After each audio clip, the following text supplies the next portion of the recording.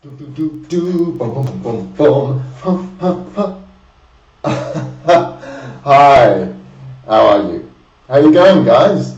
And welcome to another Real English Speaker video.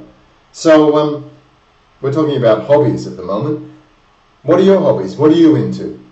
Well, one of mine, as you can see, is drawing. What do you think? Is it a masterpiece? I don't think so.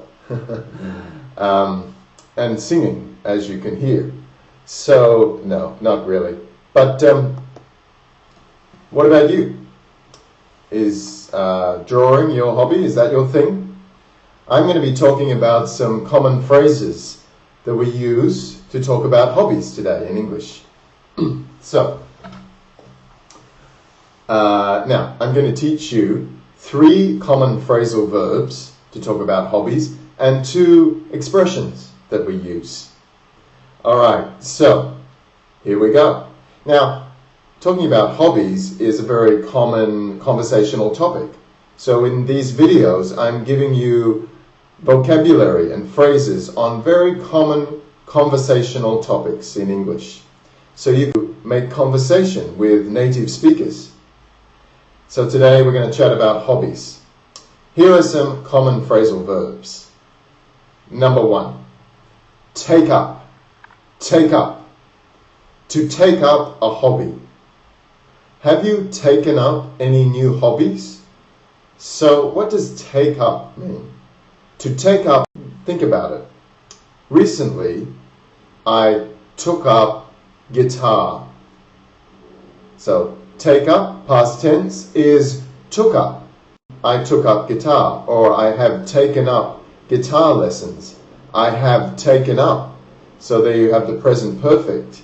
Take up, taken up. So to take up a hobby, what does it mean?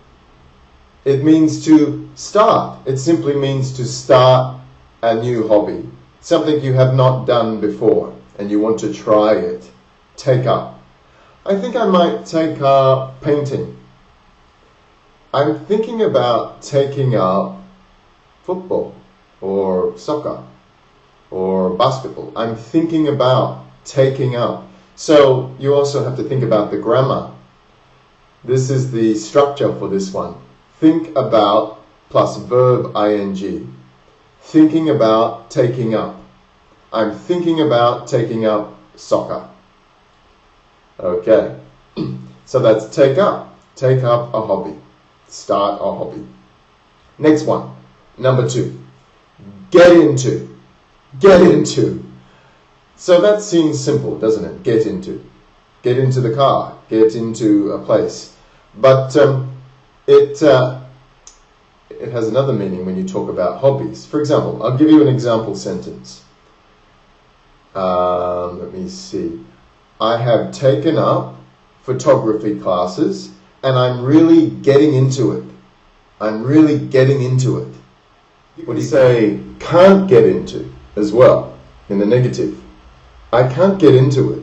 For example, I have been watching a TV series on Netflix called House of Cards, but I just can't get into it.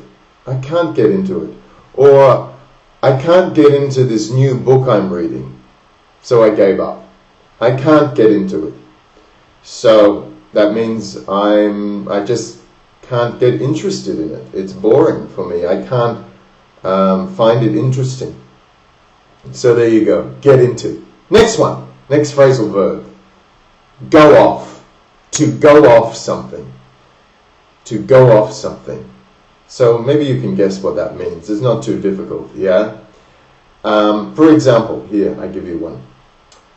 I used to like Thai food, but recently I have gone off it. So again, with the grammar, go off in the present tense, went off in the past tense, and have gone off in the present perfect. So you can go off something, okay, here's another example. I was taking piano lessons for 1 year, but then I went off it, past tense. I went off it, right? Or I used to love Thai food, but recently, it means close to now, I have gone off it. Okay? I have gone off it. So, what does that mean? That means it means to lose interest in something. So, it's the opposite of get into. To get into something means to become really interested and excited about it. But to go off something means to, you get bored with it. You don't like it anymore. Or, so you lose interest. Or maybe there's something you don't like about it. You go off it. Alright? So, how about you? Is there something you have gone off recently? Is there a book you tried to read or a TV show you tried to get into, but you went off it? Alright, so there you go. Now, we have two common phrases, expressions, when we're chatting about hobbies. Alright, so here they are. The first one, I used them at the beginning of the video actually. It's not my thing. Sorry, it's not my thing. What's that mean? I think you can guess, right? It's very common. So, for example, if your friend says to you, would you like to come ice skating with us? And you can say, no, I'm sorry, it's not my thing. So, when you say it's not my thing, it means it is not my interest.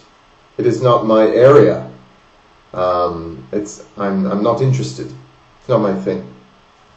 It's a polite way. You can say, sorry, it's not my thing. And we usually use it in the negative. It's not my thing. We don't often say, oh yes, it's my thing. It's really my thing. Not so common. Just, it's not my thing. Alright? And also, I used another expression at the beginning. I said, are you into it? Are you into this? So, that means, are you interested as well? Another way to say, are you interested? Are you into sports? Are you into music? What kind of music are you into? So, there we go. That's another common way to ask someone about hobbies. What kind of music are you into? What kind of movies are you into? Are you into Thai food? So, that is a everyday way, common way to ask that question. Are you interested? And the last one I want to give you is give it a shot. Give it a shot. Here's an example. Would you like to go skydiving this weekend? No. It's it's not really my thing, I think. Well, why don't you give it a shot? It could be fun. Why don't you give it a shot? What do you think? That's right. It simply means, why don't you try it? So when you want to say you're going to try something that you have never tried before, and maybe it's very new and a bit different for you, you can say, I'll give it a shot. I'll try it. Yeah? I'll give it a shot. So, for example, your friend says, or you decide with your business colleagues, why don't we start a new social media campaign? And you can say, oh, I don't know much about that. I don't have much experience with that. But let's give it a shot. Let's give it a shot. Let's try it. Alright, so there you go. Talking about hobbies and interests. And you have 3 phrasal verbs. So, take up, get into, or can't get into, go off something, and the other phrases, which are not my thing, what are you into, and give it a shot. Alright, so it's actually 3 phrases I gave you at the end. So, write them down, yeah, in your notebook now, and make a sentence. And go out there and start to use them in your English conversations. And have fun talking about hobbies. See you next time. Bye.